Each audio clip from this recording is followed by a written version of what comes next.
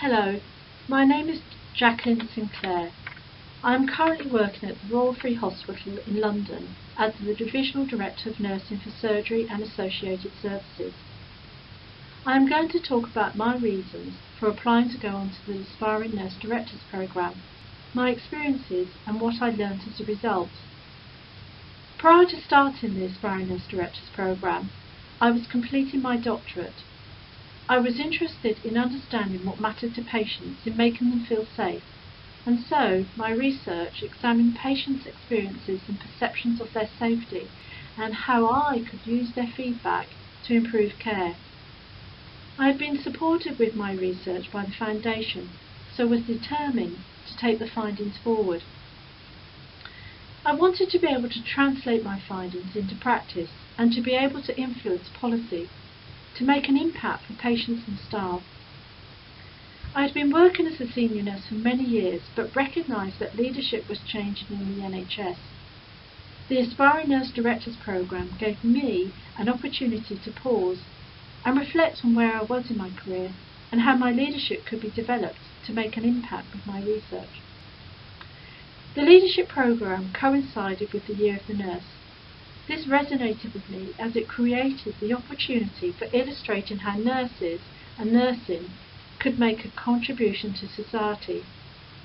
Little did I know it would be the pandemic that would demonstrate the difference that nurses could make and leadership skills that I developed as a result. There were standout moments for me during the year. The first was the Welcome Day. There were presentations from the Florence Nightingale alumni speaking about their experiences on the leadership programme. They talked about how they had gained confidence in taking forward projects that had made an impact for patients and staff, alongside how the programme had changed the direction of their careers. We had the opportunity to hear from Ruth May, speaking about her leadership journey through the Senior Leaders Programme. It was truly an inspirational day. The first residential course gave me the opportunity to meet and to get to know my fellow scholars. We shared the challenges that we currently face and our aspirations for the year. There were presentations from directors of nursing about their leadership journeys and what they had learnt along the way. Each one had a different story to tell, but what was clear from each one was to seek out different opportunities and not be afraid to try something different. One day that was truly standout moment for me was Nurses' Day. The ceremony at Westminster Abbey, celebrating Florence Nightingale's birthday. I recall the day as very sunny with a beautiful turquoise sky. I attended with my fellow scholars and felt enormously proud to be a nurse. The air was full of excitement and anticipation, and it was a time to reflect Florence Nightingale and her legacy. Later that year I completed my doctorate and gave a big sigh of relief that I had come through that journey. One of the most powerful experiences on the programme was the RADA residential course. Myself and my fellow scholars spent 3 days with Johnny at RADA, learning about the pillars of confidence and how we could develop ours. I shall always remember Johnny tapping me on the shoulder and saying, "Pause. Give your audience time to digest what you have said. Have a vision and be able to give a compelling story about why it matters."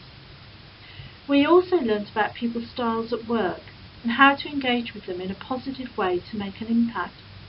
The workshops were emotional, powerful and great fun. Another standout moment for me was the Windsor Leadership Programme. This was a residential course set within the grounds of Windsor Castle. The setting was incredible. Windsor Leadership designed programmes for leaders from different sectors. I was keen to meet leaders outside of the NHS, as I wanted to learn from people from different leadership backgrounds to myself. The programme commences with presentations from leaders, including the Army and their personal experiences of leadership. One presentation was given by an Army general where he described leading in a war zone. His descriptions now resonate with me following my experiences of leading staff during the pandemic. We were allocated into small syndicate groups of 6 in the programme. In these groups, we each shared a leadership challenge that we were facing. These sessions were extremely helpful and gave supportive and time to reflect. I remain in regular contact with my syndicate group. The experience gave me insight into how to influence the political agenda at an organisational and national level. The networking support was crucial in helping me during the height of the pandemic. On January 16, 2020, I was invited to attend the House of Lords for the launch of the Florence Nightingale 2000 birthday celebrations. We heard about the plans for the new Florence Nightingale Foundation Academy. I felt privileged to be invited by the foundation. Sir Simon Stevens and Matt Hancock attended the launch, along with the CNOs of England, Wales, Northern Ireland and Scotland. I was interested in understanding what mattered to patients and making them feel safe, and so my research examined patients' experiences and perceptions of their safety, and how I could use their feedback to improve care. The King's Patient Safety Measure was developed solely with patients and provides both narrative and metric data which is quick and easy to collate. The open-ended questions enable patients to describe their responses from staff when patients have raised concerns and what staff should do differently to make them feel safe. This allows the staff the opportunity for learning from patients and targeting safety improvement from the patient's perspective. Findings from the study demonstrated that patients can contribute to the safety agenda for an organisation, enabling their voices to be heard. Interpersonal relationships, in particular communication, are key safety indicators that are important to patients and which are described differently to healthcare professionals. The questionnaire has the potential to act as an early warning system for potential harm, solely based on patient feedback. Translating my research into practice, I set up a multidisciplinary team with a QI project to explore how feedback could be used from patients to improve safety. New discharge pathways have been introduced in my trust, and the team wanted to explore what impact this had for patients. The project was paused during the pandemic, but will commence again.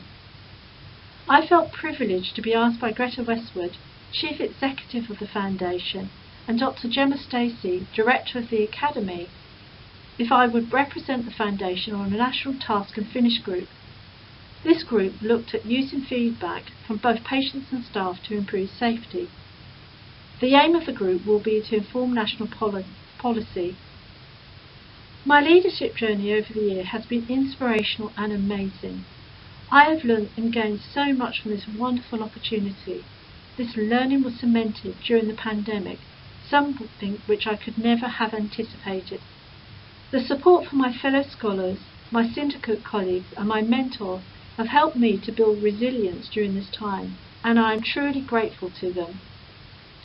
I would like to thank my sponsor, Lisa Bayliss-Pratt, for giving me this wonderful opportunity. I would also like to thank my mentor, Jacqueline McKenna, who was wonderful. She helped me to identify my development needs and supported me throughout the year with her direction and insight. They say the Foundation can open doors for you. The Aspiring Nurse Directors Programme has enabled me to share my research at a national level and work with other colleagues to influence and shape policy that will make a difference for patients and staff. The networking support was crucial in helping me during the height of the pandemic. Reflecting on the last year and my experiences of nursing through the pandemic led me to think about how Florence Nightingale cared for her patients and led her nurses during the Crimea War. Her legacy focused on pioneering change and improvements in patient care through nursing and midwifery leadership. Her experiences resonate with similarities faced by today's nursing leaders leading in the pandemic. I am therefore truly grateful to the Florence Nightingale Foundation for the Aspiring Nurses Directors Programme.